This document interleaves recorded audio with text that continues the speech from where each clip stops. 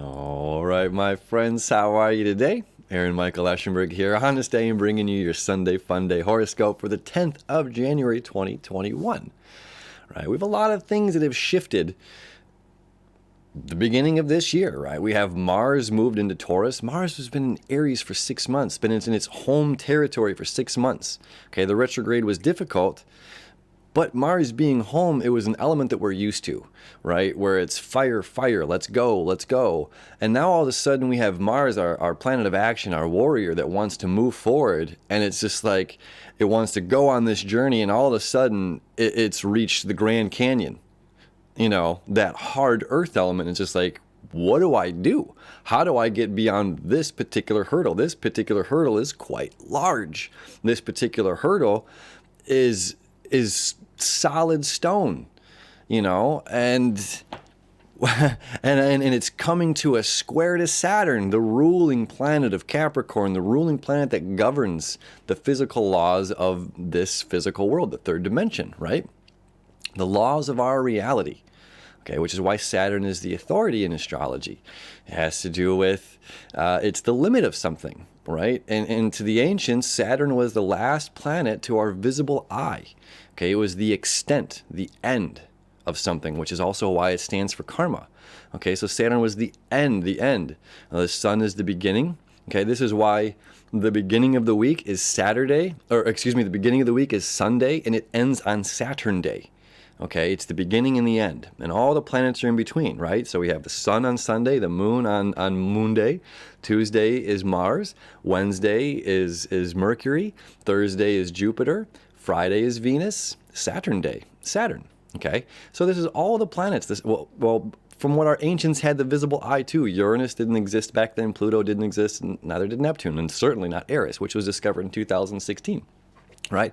So it's the end of the line. Okay, so Saturn square to Mars over the next couple of days here. Mars is fresh in this new element, you know, where it's just like fire now meeting Earth, and it's like, ugh, this is conflict. I want to run, I want to go, and I have all of this, you know. It's like Superman can.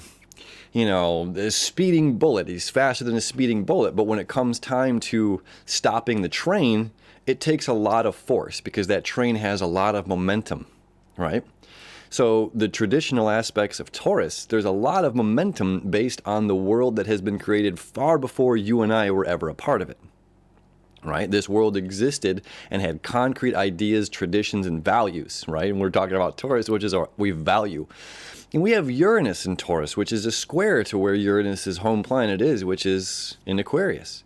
Okay, we have Mercury, we have Jupiter, and we have Saturn all in the sign of Aquarius right now, which they are doing their job beautifully. Okay, and they're going to continue doing their job beautifully, and it's going to disrupt. That is Uranus's job, is to disrupt. It's like the Jenga game we've talked about before. It just stays there until somebody keeps pulling the pieces, and and then eventually it unravels, the game falls over, and we rebuild it. We have to rebuild this infrastructure. Okay, and we're going to do this using technology.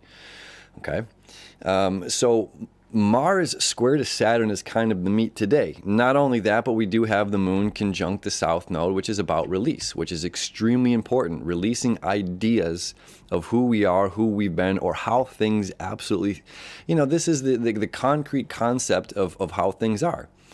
If you get into an argument and this happens and A equals B equals C. And the North Node in Gemini is saying, no, we are free-thinking individuals. We can choose how do we want to do this. We can choose how we want to separate. We can choose how we want to move towards something. We can choose how we want to walk away from something. We can choose to look at all the options and all the possibilities. Okay, just because this is how it worked for someone in the past doesn't mean it works for me. So this is giving us this chance for emotional freedom and an emotional release based on circumstances, ideas, and concepts that were created before you and I had the ability to think for ourselves. Okay, that's very, very potent and very strong. Now we also have Chiron quintile to the North Node, Chiron quintile to the Sun, Sun quintile to the North Node. Okay, this is saying there's a creative way to look at life. There's a creative way to heal. There's a creative way to go on our own path. that is right for us, that also affects us and how we're viewed to the public image. And this is also reminding us of the discipline, the structure that we need in our daily lives to not be fickle. Okay, the Gemini energy can be fickle. The Aries energy can be selfish. Okay, it's me, it's my way or the highway. And well, this is my mind is made up on this idea. And the Capricorn energy is almost a step, it's a step up from the Sagittarian energy, where it's like all of these philosophies have been put into place and implemented for us to create the structure, the infrastructure of a society, of a functioning, governing society, as well as, of course, how we govern ourselves. Okay? So, having Venus creating a trine, okay, this is about valuing who we are to the public, valuing that, it's just like there's a reason to get up in the morning to it's like even if we don't have anything to do in that day, why get up and we can be a bum and lay in bed all day long. We can we don't have to shave if we don't want to. We don't have to shower. We can do whatever we want. And Venus is like, no, man, I have to value myself. I have to value my body and how I'm governing myself. Okay. Now this comes with conflict, because Saturn, the ruling planet of Capricorn and co-ruler, old astrology of Aquarius here. Uranus, really a new astrology, rules this, but Saturn still has some jurisdiction here in Aquarius, is square to Mars. Okay. Again, Mars being, if we're hungry, we've decided, okay, I'm somewhere between my feelings and my thoughts. I'm hungry and I desire this. This is what I want to make. I want to go make a sandwich. Okay. It's Mars is saying, okay, I'm going to get up and go. I'm going to get up and I'm going to make a sandwich. I've got my mind made up. I know the feeling, Venus, the feeling is I'm hungry. I'm hungry. Okay, my mind's made up of what I want to eat. Do I want to eat some carrots? Do I want to eat some peppers and some hummus or guacamole? Or do I want to make a sandwich? Or do I want to, eat a banana? Whatever it is, okay? And Mars is our drive. It's saying, okay, I've made up my mind, my Mercury, and my Venus and my Mercury have come together and decided that I want, this is what I want and this is what I desire. And Mars is saying, I'm going to go get that now. Okay? Now with Mars square to Saturn, this is interesting, my friends, because it can be like the fridge is right there. I know that I'm hungry. I know I need to eat. I know what I want, but I don't want to get up and do it. And now because I don't want to get up and do it, my hunger is, becomes greater, as well as it can be depressing. Okay, the Mars square to Saturn is it can fluctuate greatly in our moods. Vastly saying I feel the motivation and the energy to get something done. I feel the energy and the motivation to go in this. Mars loves being in Capricorn because Capricorn is about getting the job done. Mars in Taurus is a little bit different energy because it's that flat ground. Okay, it's a lot of energy for Mars to continue that motion. Again, where that Aries energy is fire, fire, fire, fire, fire. Let's go.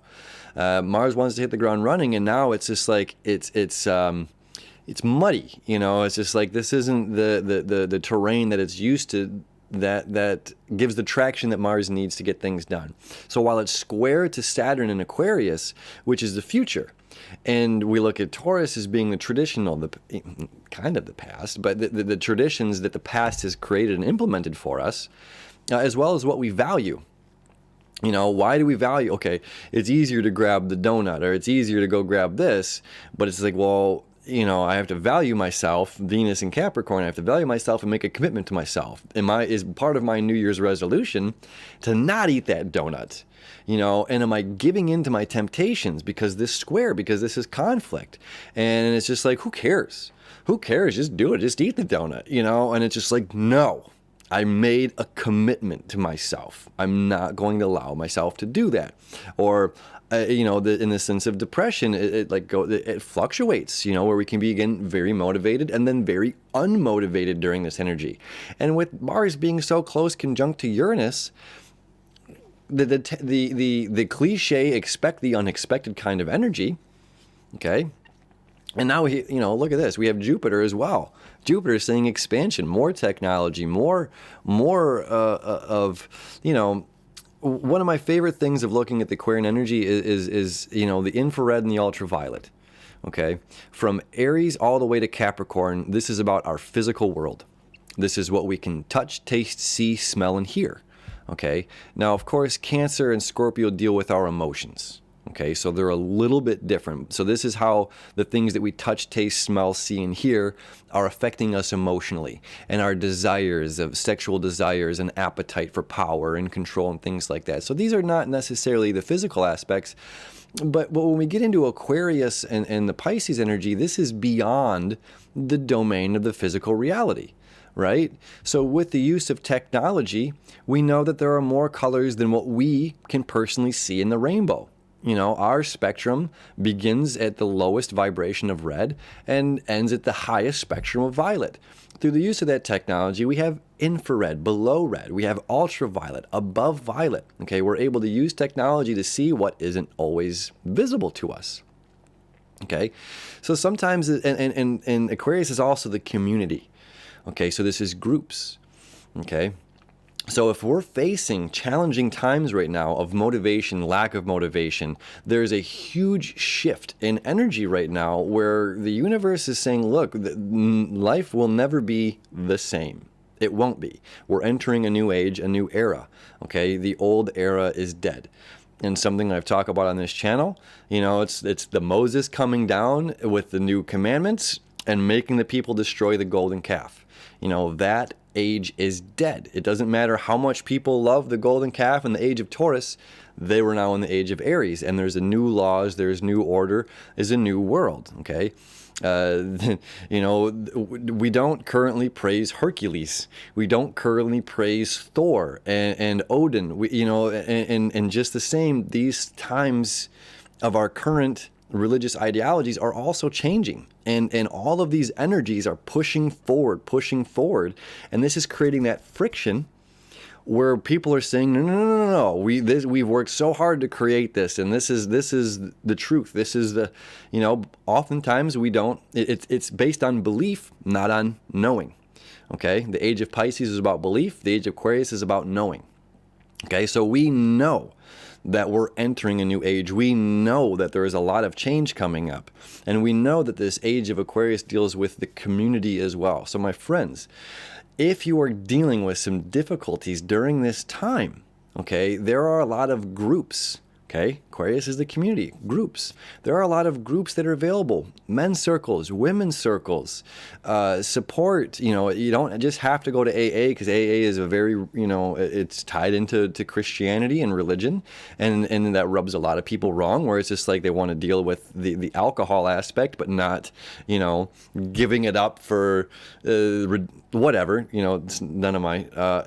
But the point is, you know, these groups exist. These circles exist. The support, you know, abused support groups, anything. These all exist. And if we're going through hard times, don't be afraid to use technology, to use Zoom, to reach out, to connect with the people in the community that have similar interests or have suffered similar, you know, things in their lives, because there's answers. Okay, this is where the infrared and ultraviolet come in. So somebody else might have an answer for something that illuminates an issue or something that you're dealing with right now. So this is very, very important.